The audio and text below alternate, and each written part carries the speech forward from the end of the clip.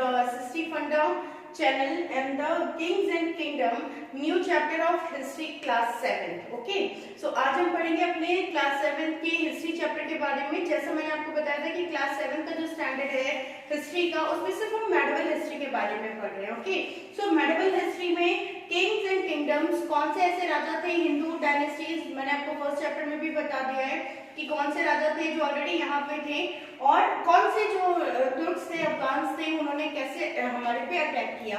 तो अब हम इसमें पढ़ेंगे कि जो हिंदू डायनेस्टीज है वो कौन कौन सी यहाँ पे ऑलरेडी हैं। तो उसके लिए सबसे पहले हमें समझना होगा कि ये हम पढ़ रहे हैं मेडिवल जो हिस्ट्री है, अर्ली मेडिवल हिस्ट्री के बारे में हम यहाँ पे पढ़ रहे हैं, जो कि अप्रोक्सीमेटली मैंने आपको बताया था 800 टू 1300 जो सेंचुरीज हैं या सीई है वहां तक ये चला था। ओके, तो लेकिन अभी हमें उससे थोड़े टाइम बिफोर की बात भी करनी होगी, क्योंकि हिंदू डायनेस्टी के बारे में हम अभी इसमें पढ़ेंगे कि जो नॉर्थ इंडिया या साउथ इंडिया में कौन कौन सी डायनेस्टीज फेमस थी, वो कौन से स्टेट्स पे रूल करती थी, उनका जो किंगडम था वो कहां से कहां तक था, और कौन से राजा उसमें बहुत ज्यादा फेमस थे। तो हम सबसे पहले अपना फर्स्ट टॉपिक उठाते हैं, जो कि है हमारा गुर्जरा प्रतिहारा डायनेस्टी। गुर्जरा प्रतिहारा बहुत पॉपुलर और बहुत फेमस डायनेस्टी है, जिसने की बहुत जो अफगान्स के जो अटैक्स हुए थे उनको उन्होंने बहुत ज्यादा झेला है। तो वो है प्रतिहारा गुर्जरा डायनेस्टीज। ये बेसिकली दिल्ली और कन्नौज के आसपास के एरिया में इनका रूल साम्राज्य जो था वो फैला हुआ था। तो इनके बारे में हम डिटेल से पढ़ेंगे। तो जो सबसे पहला जो इनका जो डायनेस्टी है कि कौन सबसे पहले राजा था और किसके बाद कौन आया, तो उसमें सबसे पहले है इसमें नागभट्टा फर्स्ट। नागभट्टा फर्स्ट। उसके बाद जो फेमस नेक्स्ट जो रूलर आए उनका नाम है राजा भोजा।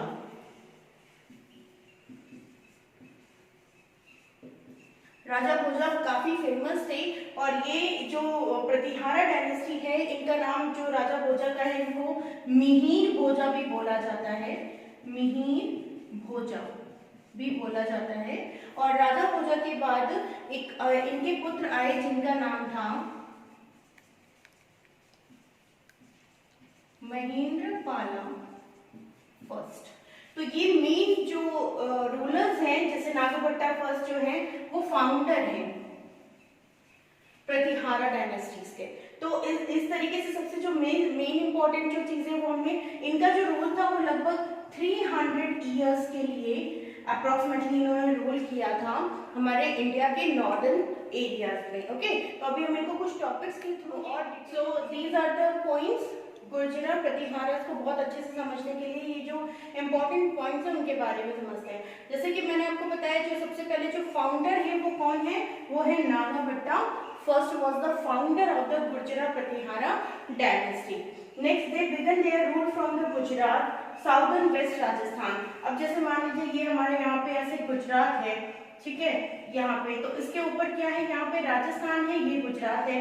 तो गुजरात और साउथ वेस्टर्न, साउथ हो गया नीचे की तरफ और वेस्ट हो गया इधर, तो ये जो साउथ वेस्टर्न राजस्थान है यहाँ से लगभग माना जाता है कि थोड़ा सा पार्ट गुजरात का जो आज के स्टेट है, और थोड़ा सा पार्ट जो साउथ वेस्टर्न राजस्थान है उसके पार्ट से इन्होंने अपना किंगडम स्टार्ट किया था। और इसीलिए इनको हम गुर्जरा प्रतिहारा भी बोलते हैं, क्योंकि ये गुजरात से इन्होंने अपना जो किंगडम है वो स्टार्ट किया था।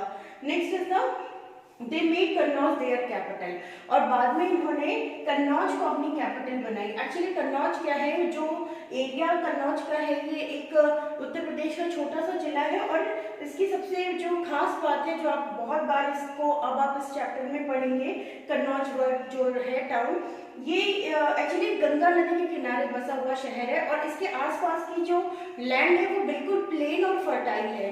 इसलिए, और उस टाइम पे जो हमारे जो हिस्ट्री का टाइम, उस टाइम जो सबसे मेन जो बिजनेस और ट्रेड था वो था एग्रीकल्चर।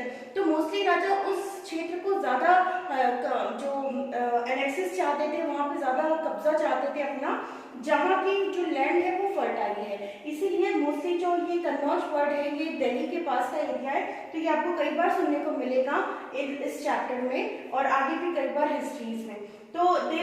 कन्नौज देयर कैपिटल, इन्होंने इस जिले को अपनी कैपिटल बनाया था। Raja Bhoja was the second great ruler of this dynasty. Raja Bhoja, उसके बाद एक आ जाते हैं हमारे ये नागभट्टा फर्स्ट। अगर आपको गुर्जर प्रतिहारा डायनेस्टी लर्न करनी तो आपको 3 नाम बहुत ध्यान से लर्न करने होंगे। पहला नागभट्टा फर्स्ट, दूसरा राजा भोजा जिनको मैंने आपको बताया कि मीर भोजा के नाम से भी ये फेमस थे, और एक और नाम है महेंद्रपाला फर्स्ट। ये तीनों रूलर बहुत फेमस थे। ये थे क्योंकि ये फाउंडर थे, और ये थे क्योंकि इन्होंने बहुत बड़े बड़े बैटल्स लड़े हैं प्रतिहार के थ्रू। और जो दूसरे हैं ये राजा भोजा के ही पुत्र हैं, महेंद्रपाला फर्स्ट। तो अब वापस हम आते हैं। Raja Bhoja was the second great ruler of this dynasty and the Mahendrapala first extended his empire. Raja Bhoja के बाद जो महेंद्रपाला इनके पुत्र आए, इन्होंने भी अपना जो एम्पायर है उसको बहुत बड़ा किया, बढ़ाया। तो इन्होंने कैसे बढ़ाया और किस से किस क्षेत्र, क्योंकि उस टाइम स्टेट सिस्टम तो था नहीं कि हम बोल देते कि ये वाले स्टेट इनके पास थे। तो इसको समझने के लिए बहुत अच्छी सी एक यहाँ पे मैंने बनाया है। महेंद्रपाला फर्स्ट ने अपना एम्पायर कैसे कहाँ से कहाँ तक एक्सटेंड किया था।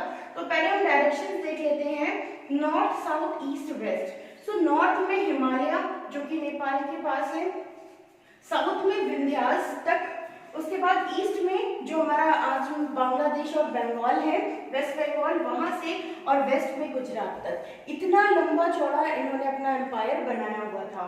फिर रूल्ड मोर देन 300 ईयर्स, इन्होंने लगभग 300 साल हमारे जो क्षेत्र है नॉर्दर्न इंडिया वहाँ पे रूल किया। लेकिन इन्होंने ये जो रूल किया ये एक साथ नहीं किया, इन्होंने 2 पार्ट्स में किया। ओके, एंड राजा भोजा took back territories that had been conquered by the Palas। और ये जो दूसरा था इनका बीच में जो पालास डायनेस्टी थी, इन्होंने कुछ समय के लिए जो इनका क्षेत्र था कन्नौज जो इनकी कैपिटल थी उसको हथिया लिया था, और वापस से राजा भोजा ने उनसे उस क्षेत्र को जीता था। तो टोटल इन्होंने लगभग 300 साल यहाँ पे रूल किया था। तो ये जो मेन पॉइंट्स है ये आपको लर्न करने ही पड़ेंगे, और आई होप समझ में भी आ गया होगा। Now we let's start the next.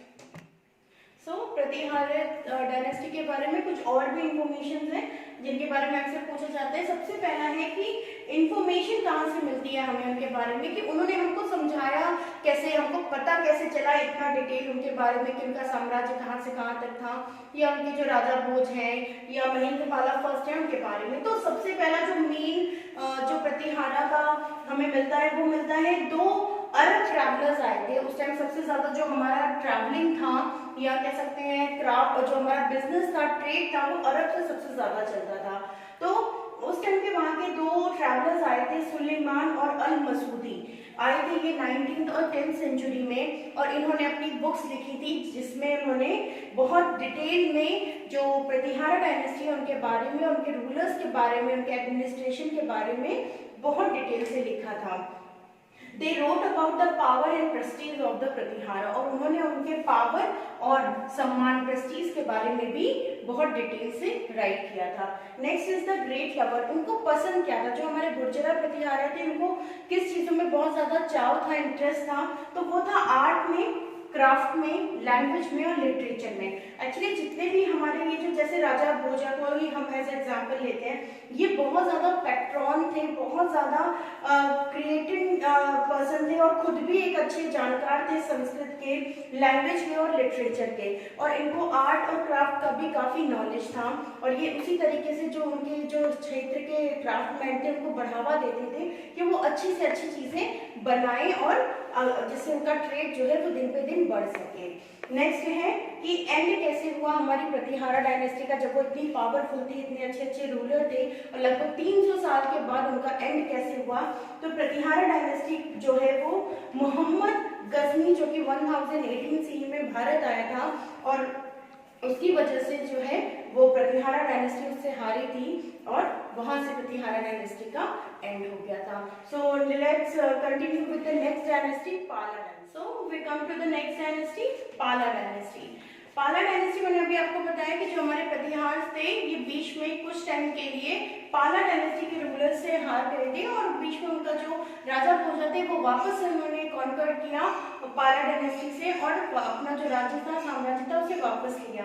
तो जो पालास थे ये बेसिकली रूल करते थे Bihar, Bengal and some part of Assam and Orissa. ये बंगाल, बिहार, तो बंगाल के थे बेसिकली, बट उसका आसपास का जो राज्य है वो बिहार, असम और उड़ीसा के भी कुछ पार्ट जो है वो इनके पास थे। आ जाते हैं सबसे पहले कि इनके फाउंडर कौन है पाला डायनेस्टी के। तो पाला डायनेस्टी नाम पे ही आप जा सकते हैं, PALA। तो इनके फाउंडर जो है वो गोपाला फर्स्ट हैं। याद करने के लिए है कि पाला डायनेस्टी के फाउंडर कौन है, गोपाला फर्स्ट। नेक्स्ट इनके तीनों के नेम में पाला वर्ड जरूर आया है। ओके, तो नेक्स्ट है धर्मपाला और लास्ट है जो कि इनके ही पुत्र हैं, सन है धर्मपाला के, देवपाला। तो धर्मपाला का जो इनको आपको बाय सन याद करना होगा क्योंकि जो धर्मपाला है वो 780 से 815 CE तक रहे और ठीक उनके बाद उनके पुत्र जो थे देवपाला 850 to 855 CE तक राजा रहे। अब इन्होंने कुछ अलग चीजें करी, उनके बारे में पढ़ते हैं। They ruled over 400 years in these regions. उन्होंने इस क्षेत्र में लगभग 400 साल तक रूल किया। पेट्रोन मीन्स होता है संरक्षण करना या उसको बढ़ावा देना, इंकरेज करना। तो आर्ट एंड लिटरेचर के ये भी बहुत शौकीन थे, उन्होंने भी अपने आर्ट और लिटरेचर को काफी अहमियत दी और उसे बढ़ावा दिया। Dharmapala founded the famous Buddhist monastery. अब मैं आपको एक छोटे से उसमें बता दूं, बुद्धिस्ट मोनेस्ट्री एक्चुअली जो उस टाइम हमारे बुद्धिस्ट मॉन्क्स होते थे, आज भी हैं, तो उनके लिए बनवाई गई थी बाय द धर्मपाला जो कि रूलर थे 780 to 815 CE के बीच में। इन्होंने एक यूनिवर्सिटी बनाई बुद्धिस्ट मोनेस्ट्रीज के नाम से और ये थी विक्रमशिला यूनिवर्सिटी। शायद आपने नाम भी सुना होगा, नालंदा, विक्रमशिला, तक्षशिला, ये सारी हमारी बुद्धिस्ट मोनेस्ट्रीज थी। तो विक्रमशिला यूनिवर्सिटी जो है ये बहुत बार क्वेश्चन आता है कि या तो कि किसने बनवाई थी और या फिर किस सन में बनी थी।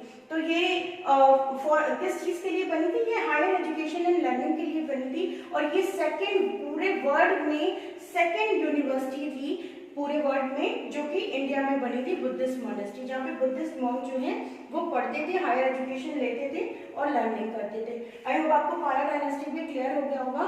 Next we come to the next Rashtrakuta. Next जो हमारी थर्ड डायनेस्टी है नॉर्दर्न जो इंडिया है उसके पास में, तो वो है राष्ट्रकूटास। ये मोस्ट इंपॉर्टेंट है। ये तीनों डायनेस्टीज अभी आपको समझ में आएगा कि हमने ये तीन डायनेस्टीज ही क्यों पढ़ी है, क्योंकि अभी इनके बीच में एक बहुत बड़ा स्ट्रगल चलेगा लगभग 300 ईयर्स का, वो था ट्राइपार्टाइट स्ट्रगल। तो पहले इनके तीनों के बारे में भी हमने प्रतिहास के बारे में समझ लिया, पालास के बारे में। Now we come to the Rashtrakutas. This dynasty founded in Deccan in 743 CE। ये भी उसी समय के आसपास की डायनेस्टी है जब हमारे प्रतिहास और पालास रूलिंग में थे। Its capital was at Manget Malkhed near the Sholapur in Maharashtra. ये अप्रोक्सीमेटली जो हमारा ये पेनिनसुलर इंडिया का ये जो डेक्कन एरिया है ना, ये डायनेस्टी यहाँ थी। तो राष्ट्रकूटास यहाँ पे थे, पालास यहाँ पे थे और जो हमारे प्रतिहास थे वो यहाँ उत्तर प्रदेश के पास थे। तो ये तीनों डायनेस्टी आप देख सकते हैं आसपास की ही हैं और ये आपस में ही एक दूसरे से कॉन्कर करती थी एक दूसरे से और एक दूसरे पे विजय प्राप्त करती थी और हारती थी। तो अब हम आ जाते हैं इम्पोर्टेंट किंग कौन है। इनके सबसे इम्पोर्टेंट जो नाम आता है वो है दांती वर्मन या दांती दुर्गा। ये एक ही किंग के दो नाम है, कोई इनको दांती वर्मन के नाम से जानता है, कोई जानता है इनको दांती दुर्गा के नाम से। He was succeeded by his uncle Krishna. इनको इनके पुत्र ने नहीं बल्कि इनके अंकल ने इनको सक्सीड किया था, इनके आगे जो राज्य संभाला था वो है कृष्णा फर्स्ट। और कृष्णा फर्स्ट ही हैं जिन्होंने कैलाश टेम्पल जो अजंता एलोरा की गुफाएं हैं वहां पे कैलाश टेम्पल बनाया गया था। इसके बारे में एक बात आपको बता दूं, जो ये कैलाश टेम्पल ऐसा कहा जाता है कि पूरा मंदिर अलग अलग छोटे छोटे पत्थरों को जोड़ के नहीं बल्कि एक बड़े से पत्थर को काट के बनाया गया है। ऐसा मोस्टली हम लोगों ने सिर्फ कोई मूर्ति के बारे में सुना होता है, लेकिन ये जो पूरा एक टेम्पल है ये बड़ा सा ग्रेनाइट का पत्थर था जिसको कि अकेले काट के और इस बड़े से मंदिर को बनाया गया है, कैलाश टेम्पल है। नेक्स्ट है पेट्रॉन्स की, ये वापस ही किस चीज का संरक्षण या क्या चीजें इनको प्रिय थी। तो ये भी जो राष्ट्रकूटास थे ये भी आर्ट और आर्किटेक्चर के काफी करीब थे, संरक्षण दिया, इन्होंने नई नई चीजें बनाई। आप इसी कैलाश टेम्पल से इस बात को समझ सकते हैं कि ये आर्किटेक्चर को कितना पसंद करते थे। तो इन्होंने एक नई चीज बनाई जो थी कैलाश टेम्पल, जो सिंगल एक रॉक कटिंग टेम्पल है, और वो है एलोरा महाराष्ट्र में। So now we come our this session last topic, tripartite struggle for Kannauj. Tripartite सबसे पहले समझते हैं ये क्या है। तो ये ट्राई आप देख रहे हैं, तो ट्राइपार्टाइट स्ट्रगल मीन्स है 3 साइड स्ट्रगल, और उसमें वो 3 साइड कौन है, जो अभी हमने डायनेस्टीज पढ़ी हैं, Gurjara, Pratihara, Palas and Rashtrakutas. These are the 3 sides of this struggle. और स्ट्रगल किस चीज के लिए किया जा रहा है, कन्नौज के लिए। ओके, तो कन्नौज मैंने आपको बता दिया कि एक टाउन था यूपी में जो कि बहुत फेमस था, बिकॉज जो वहाँ की लैंड थी वो बहुत फर्टाइल थी। नियर अबाउट द हर्षवर्धना जो थे वो उस टाइम के वहाँ पे राजा थे, और उससे पहले उन्होंने बहुत ज्यादा फ्लोरिश कर दिया था उसको। सो पोस्ट हर्षवर्धना उनके बाद का ये जो रीजन है वो यहाँ पे है। तो ट्राइपार्टाइट स्ट्रगल अगर आपसे पूछा जाए कि कौन सी 3 डायनेस्टीज के बीच में हुआ था, गुर्जरा, प्रतिहारा, पालास एंड राष्ट्रकूटास के बारे में। गुर्जरा प्रतिहारास आई टोल्ड यू कि अगर हम यहाँ पे ये इंडिया बनाते हैं तो गुर्जरा और प्रतिहारास जो थे वो गुजरात के आसपास के थे, कन्नौज के साइड के, गुजरात से। पालास वेस्ट बंगाल के थे, और जो राष्ट्रकूटास थे वो डेक्कन के थे।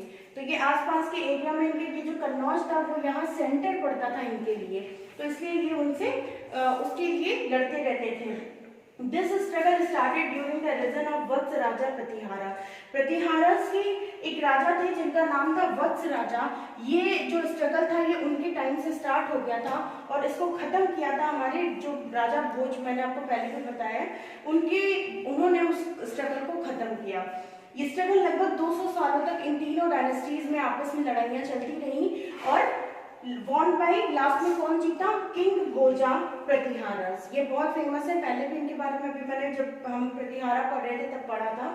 किंग भोजा, राजा भोजा एंड मिहिर भोजा, ये एक ही राजा के 3 नाम हैं। ओके, तो इसमें आप कभी कंफ्यूज मत होइएगा, किंग एज अ इंग्लिश में कि किंग भोजा, राजा भोजा एंड मिहिर भोजा। इनके ऊपर एक मुहावरा भी है ना, कहाँ राजा भोज कहाँ गंगूथेली। तो बेसिकली इतने ज्यादा नॉर्थ इंडिया में ये फेमस थे कि इनके नाम पे हमने दोहा भी बना हुआ है। तो he made Kannauj as his capital, और जब इन्होंने ये ट्राइपार्टाइट स्ट्रगल जीत लिया तो इन्होंने कन्नौज को ही अपनी कैपिटल बना ली। सो आई होप कि आपको ये पूरा जो फर्स्ट टर्म है नॉर्थ इंडिया का, अभी हमने जो इसमें पढ़ा है वो सिर्फ हमने पढ़ा है नॉर्थ इंडिया के बारे में। अभी हमारा हाफ चैप्टर लेफ्ट है जो कि अब हम पढ़ेंगे साउथ इंडिया के बारे में। सो आई होप आपको पूरा समझ में आया होगा, and tune with me, and please अगर आपने मेरा चैनल सब्सक्राइब नहीं किया है तो सब्सक्राइब करें, लाइक करें, और प्लीज शेयर करें, जिससे मैं और ज़्यादा अच्छे तरीके से आपको ये सारी चीज़ें समझा सकूं और नए नए पैटर्न्स के साथ में। सो थैंक यू, नमस्कार।